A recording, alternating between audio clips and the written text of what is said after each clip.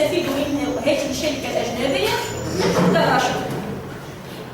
قضيه الرشوه نتاع اللي خذا فيها مصطفى طرابلسي عام سجن تم محاكمه مصطفى طرابلسي فقط، في حين ان من سلم الرشوه ومن اشرف على الصفقه هما الى يومنا هذا مازالوا مديرين في الشركه التونسيه للانشطه البتروليه ولم تصلهم يد القضاء بالرغم من وجود القضاء. الا انه شنو نقولوا انه المجال متشعب، وهما علاش يعوضوا الفساد هذايا؟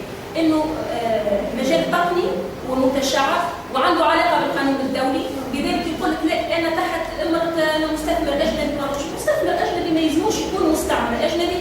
وهذه هي الفكره اللي قاعدين نحاولوا فيها على اساس انه متى ثبت ورد تقرير دائره المحاسبات اللي هي تقرير جيد جدا، وانا ما تتعداش مناسبه الا نوه بتقرير دائره المحاسبات في مجال الطاقه اللي جاء على تقريب 90% من ملفات الفساد، وبالموافقه باعتبار انه دائره المحاسبات يمكنها انها توصل للمؤيدين.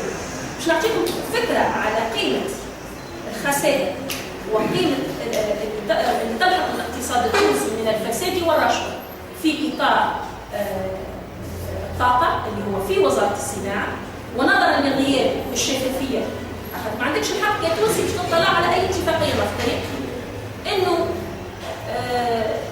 قيمه الدخل ومساهمه قطاع الطاقه في الدخل الوطني في الناتج الوطني الخام هي 8%. لو تم ايقاف النزيف فقط، لو تم فقط ايقاف نزيف الرشوه في قطاع الطاقه ممكن ان يتضاعف الناتج القومي من 8% الى 16%.